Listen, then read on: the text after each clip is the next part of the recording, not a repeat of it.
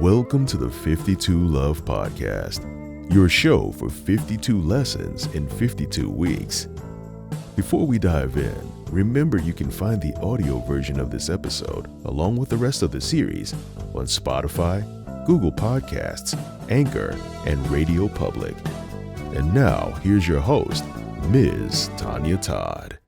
Hi, everyone. Thank you for joining us for another episode of the 52 Love Podcast. I'm your host, Tonya Todd. 52 Love began as a blog series last year, 52 Love Lessons in 52 Weeks. This year, we are exploring each of those tips with a new guest each week. And I should mention before we get started that we had a production crisis this morning. That means that the production quality of the show is going to be a little bit different for the next 3 weeks. But if last year taught us anything, it is how to pivot and move forward. The quality of the show will not decrease in terms of the guests. And with that, I will introduce my guest, Paul Atreides. Hey. Would you like to introduce yourself and tell us what you do? Oh, my name is Paul Atreides, of course. I am a author, a playwright, a theater critic. I write for the stage, the page, and now I also write for the screen. I have a short film out there making the rounds of the film festivals. So excellent. We're doing it all. We're trying to do it all. What's the film called? Film is called Fusion. Has a very long backstory to it. Poor thing.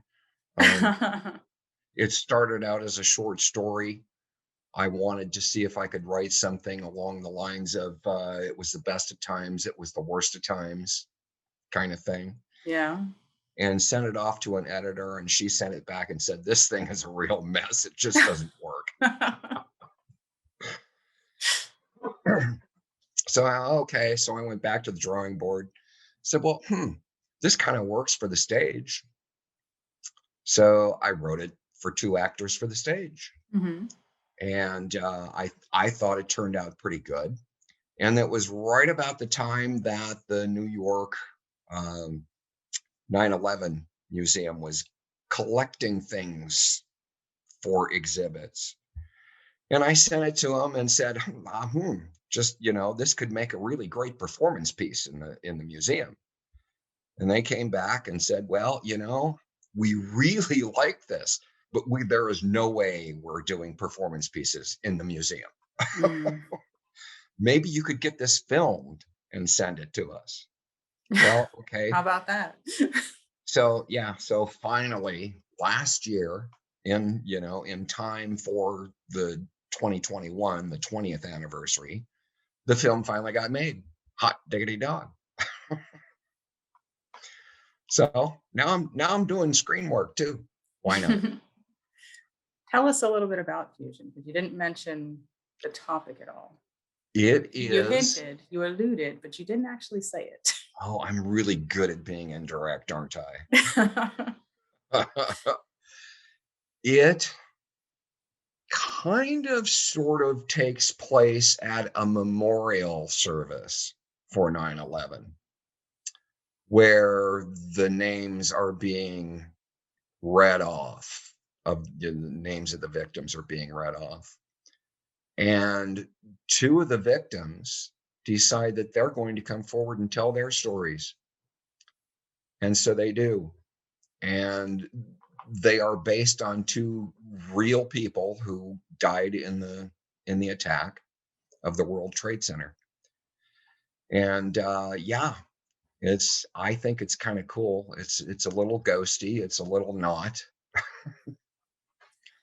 So yeah, and then they finish up their little stories, kind of coming together. Their stories merge, and their final thing is looking into the camera, saying, I don't know why this happened. What did I do?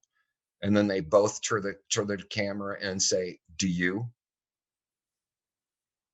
The symmetry with which you handle this, it's amazing. And as you're sitting here talking about it, just from having seen it once on stage, I'm getting chills thinking about the performers and the way they portray these 2 characters. Nice. Yeah. And my first experience working in a film studio and all that kind of stuff. Really amazing, really interesting. All my experience in the theater, of course, you kind of get used to the sit around and wait, Mhm. and That's my true time on in the film too, military. though. Yeah, yeah. My time in the military certainly helped with that, but it was still interesting to be sitting there and watching them set up, get the camera in place and set the lights and set up the sound and Mhm. test all of that stuff. And then, okay, let's shoot it.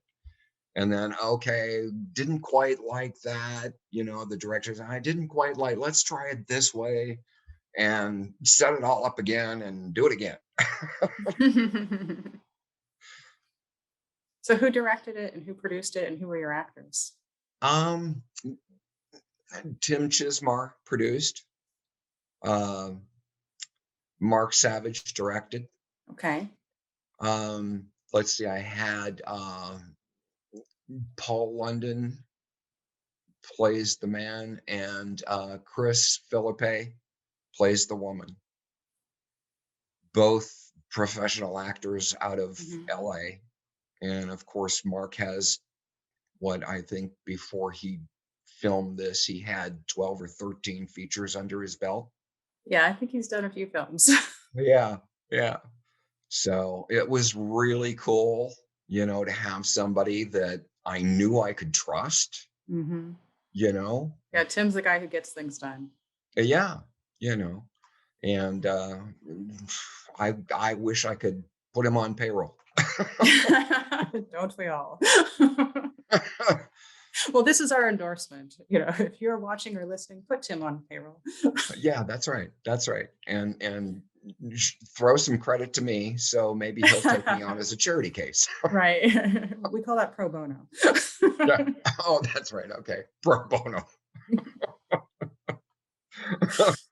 So let's talk about this week's tip, which I don't think I even mentioned in the introduction because of discussing the change of location this week. This week's tip was to dress your partner. We covered letting your partner dress you last week, but this week we're doing the opposite, where you actually dress your partner. How did that go for How did it go for me? you? Well, it fell apart rather rapidly, we, Oh. we might say, you know. Poor Sue, I mean, she's working food and beverage at the Hmm. Cosmopolitan, and she's into work no later than 6 a.m. And she puts in, lately, since things are reopening anyway, she's Hmm. been putting in again 10 to 12 hours a day. Already. Yeah, yeah. Well, I mean, they're trying to gear back up to normal, I mean, if Hmm. everybody can consider coming back to places like this normal. Um, and so, I mean, she's just got tons of work to do, tons of work to do. So, so she came home and I said, okay, here's the deal. We're going to get you all dressed up and we're going to go out to dinner. Your birthday was this past weekend, and I wanted to take you out to dinner to a restaurant we hadn't been to in a long time. We know we both like it, but then, of course, your mom and dad decided they wanted to come over, and other friends Hmm. wanted to come over and celebrate your birthday. So that went down the tubes. So we're going to get you all dressed up, and we're going to go out to dinner. And her response was, "Can I swear?" Yes. Her response was, "Fuck you. I just worked 10 hours and you think I'm going to come home and I'm going to get gussied up and we're going to go out to a restaurant? No, no way. Besides, I have to be in bed by 7:30 tonight because I got to be to work by Oh. 6 o'clock in the morning." So that's how that went. Ouch. But, you know, I mean, I had it in my mind too. Okay, I pretty much know what she's got in her closet, Hmm. I mean, because we helped one another clean our closets out for the donation thing. Right. And I Um, thank you both for that. and I went, okay, so I kind of know what she's got in there. And I really like that, she's got this really nice black outfit, Hmm. top and pants. And then it's like, I don't know what you call it. It's kind of like a duster kind of thing, Okay. goes over the top of it. I mean, it doesn't button up or anything. Just gorgeous. I mean, it's got gold in it and maroon. Beautiful. I mean, just beautiful.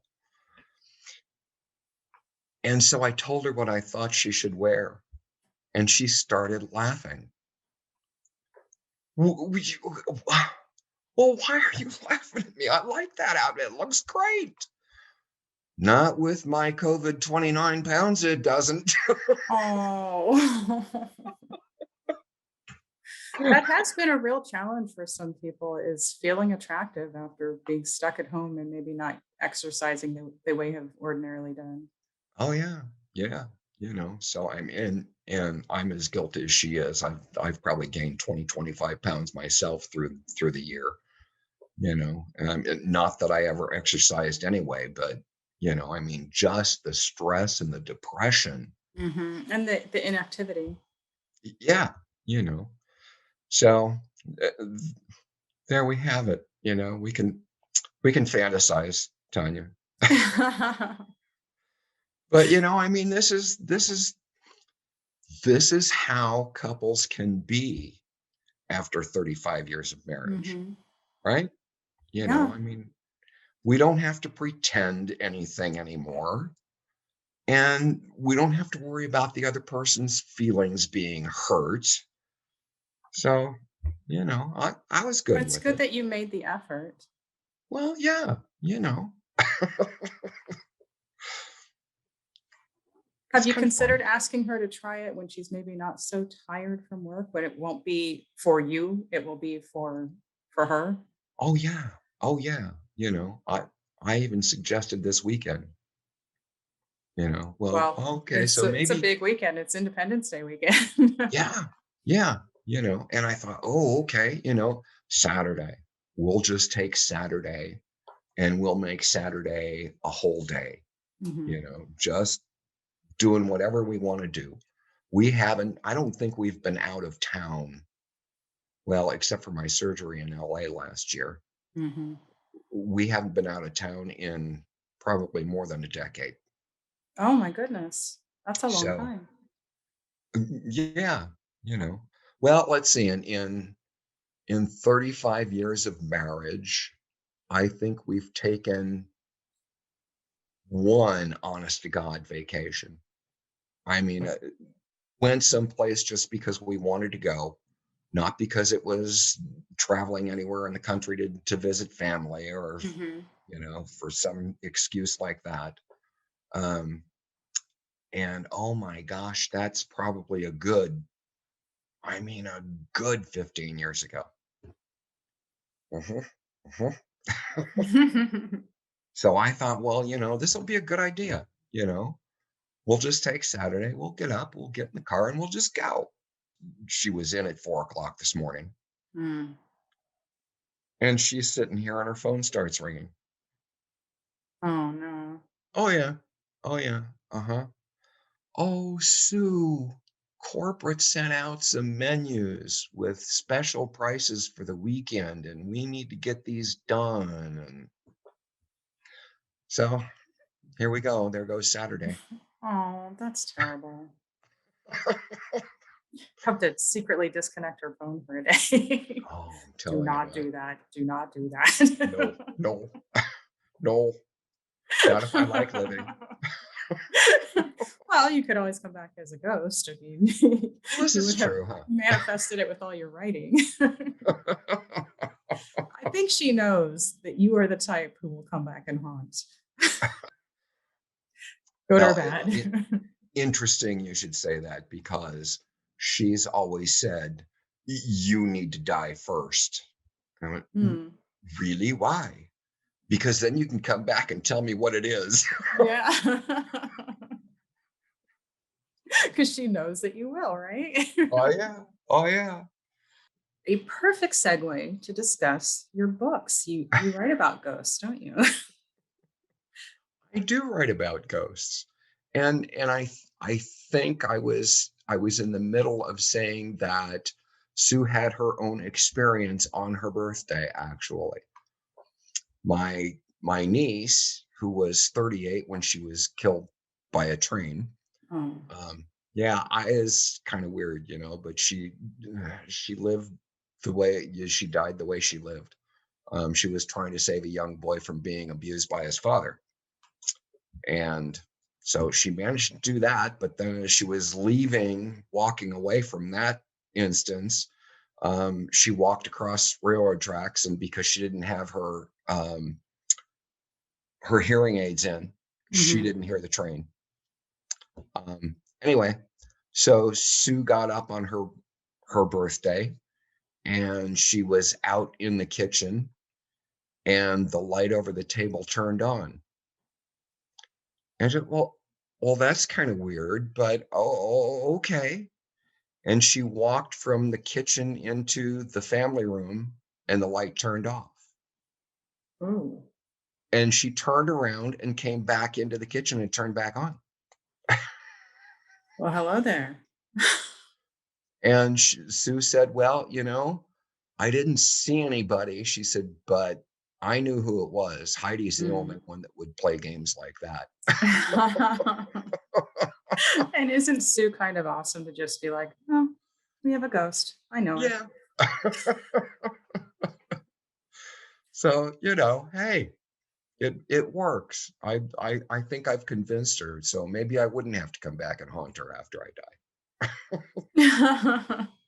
But I do, So, I write about ghosts a lot. I do. My first three books, well, my only three traditionally published books, are about ghosts. Um, he gets into an argument with his fiance over plans for the wedding. mhm.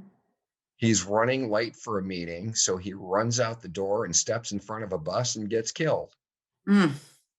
So Spoiler alert, Paul. yeah, you know, well, so he's aggravated.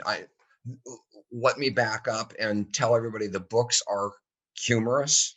They're paranormal humor books. So he blames his death on her. It's not his fault he walked in front of a bus. It's her fault. So he spends the rest of the book trying to kill her. Oh my gosh. Romantic. Yeah. And then at the end of the book, she does die, spoiler alert, but I'm not going to tell you how. So book 2 picks up after her death, and it's called Jenna's Gang of Deadheads. Okay. You didn't And say the name of the first book. oh, I didn't? No. Oh, Marvin's World of Deadheads. And Yeah, then it's a we whole pick up, Deadhead series. We need those titles. yeah, that I know. Geez, I'm so discombobulated most of the time. Well, it's been that kind of day, right? Yeah, just a little bit. This has just been us, using this interview as a metaphor for relationships where things may not start off smoothly. There may be bumps along the way, but you just keep going. You keep See, going, and you make it work, and we still love each other, and it's great. that's right. That's right. See, and Marvin and Jenna still love each other even after he's dead and he's been trying to kill her and she dies anyway, and and then Like, so honey, I then just wanted to be with you forever. yeah, so then book 2 they argue about, are they going to get married? Can they get married? Have ghosts ever been married before? So it lends to the fun. And then book 3 is called Nathan's Clan of Deadheads. And poor Nathan finds somebody that he wants to be with for the rest of his life, but he's already dead and she's not. Mm. And so he has to figure out how to be with her. So there is an element of romance in your books. Oh, of course. Of course. Well, So there we have has to be. love, we have paranormal activity, and we have death. And Yeah, humor. but I mean, relationships, right? Mm-hmm. I mean, it's all about relationships. It is. Yeah, that reminds me. I was so honored, really, to be chosen to assist and direct with Zakes Mokai at the theater, Mm-hmm. and he had to take off for LA for something. I can't remember if he was shooting a movie or a television show. Something Um, awesome. something, yeah. And so I had to take over the rehearsals for 3 nights.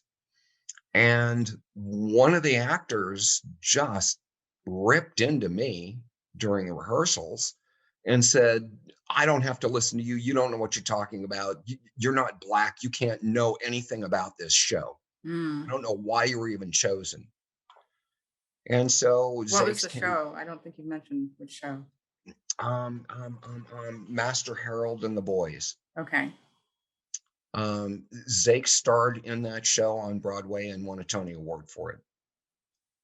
And so he came back into town and he said, well, so how did it go? And I said, well, it was fine, but we have an actor that doesn't think I deserve to be sitting in this seat. Mm-hmm. And so he said, well, so what did he say? And I told him, and we all came into rehearsals that night. And he said, I need to tell you guys something.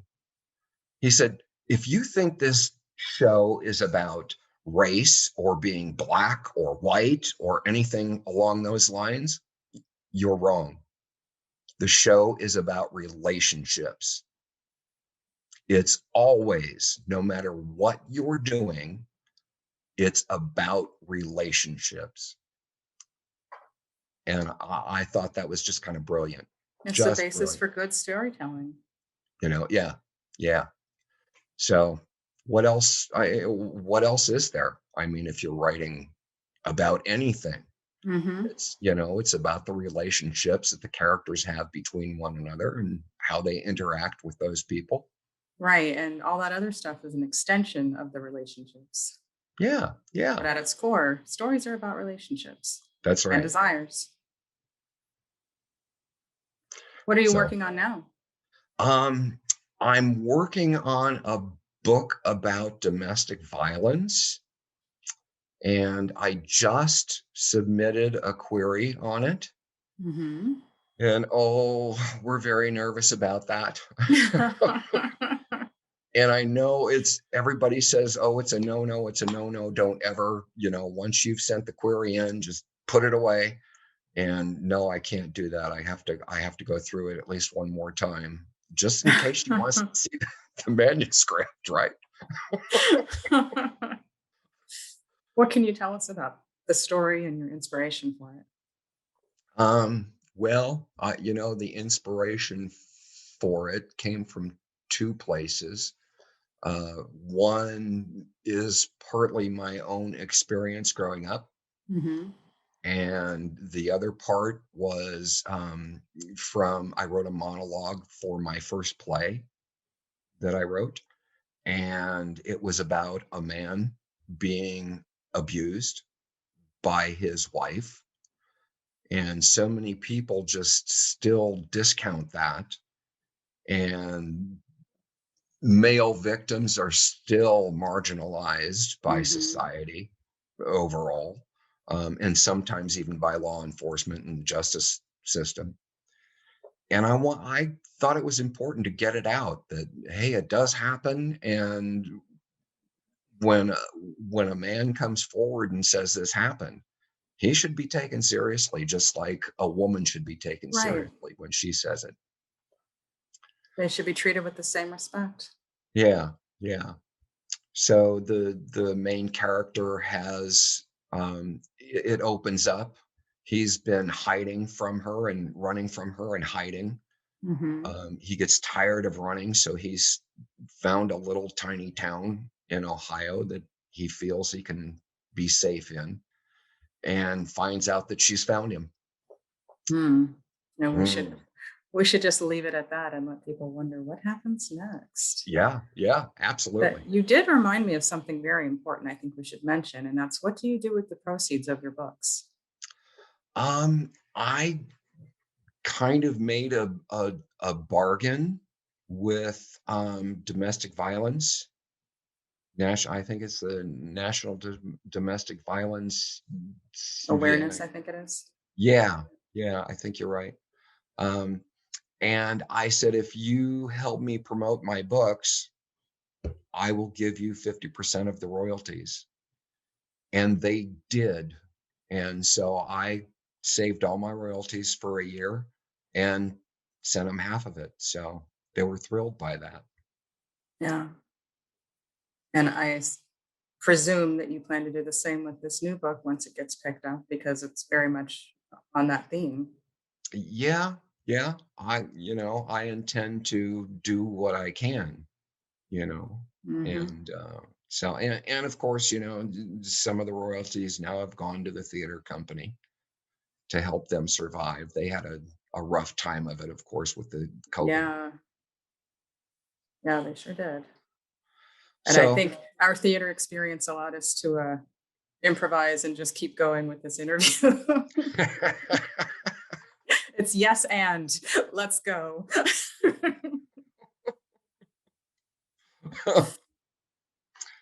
well, we have that kind of a relationship, Tanya. you Yes. know. If it isn't clear, everyone, Paul's one of my dear friends, and I adore him. In Yeah, fact, we even discussed me going to his house to finish the interview there. Like, we are going to get this done. damn right. Damn right. We can do anything together. Yes. Power to the people, man. So how can my audience support you best? And where can they find your books to purchase them? Oh, they can find the books on Amazon under Marvin's World of Deadheads, Jenna's Mhm. Gang of Deadheads, Nathan's Clan of Deadheads. They can also go out to Wild Rose Press, and they're available through the publisher, directly through the Okay. publisher, print and ebook in both places. You think you'll ever do an audiobook? We've talked about it, and they kind of want you to find your own person, Hmm. but then that person has to be certified. Well, I know So, some people. do you? If you're in the market for it, I can make some introductions for you. Well, we might have to make that happen. And how can they support you and follow you online? I'm mostly, well, I have a Twitter account, I have an Instagram account, I have a LinkedIn account, Yeah, but what do you uh, use? and I have Facebook. But Facebook really is the only one that I stay active with. Mhm. I think somewhere along the line, Amy Collins told me, I'm very fond of Amy Collins. aren't you? If you're a writer and you don't know who Amy Collins is, you should go find out. Yes. She's brilliant. But I remember her saying at a conference a few years ago that with all the marketing tools that are available on social media, you should pick the one you're most comfortable with and stick with it. Yeah, she does say that. So that's what I've done. I've stuck with Facebook. It seems to be the easiest for me to use and whatnot. So Paul Atreides author on Facebook, and or Paul Atreides on Facebook. Will you spell that for the audio listeners? Oh yeah, I suppose I do need to do that, huh? If people aren't familiar with Dune. Right. Atreides, Atreides. Thank you. And don't confuse me with the character from Dune. I know it's a new movie's coming out, but search for me instead of that, okay? Yeah. Well, thank you for agreeing to be a guest on the show. Thank you for, powering through this with me and for attempting the tip. I know it didn't work out. And, sometimes your partner is not going to be receptive to what you're trying to do. But if you continue to work at the relationship, it'll continue to grow. You just need to find what does work. Absolutely. And Absolutely. tell Sue I still love her anyway. Okay. All right. And anything for you. I appreciate it. Anything for you. Thank you, everyone, for watching and listening and for, riding the bumps with us. It has been a fun episode, and I appreciate you sticking it out with us. Please continue to like, share, and subscribe. And above all else, remember to treat love as a verb. Thank you.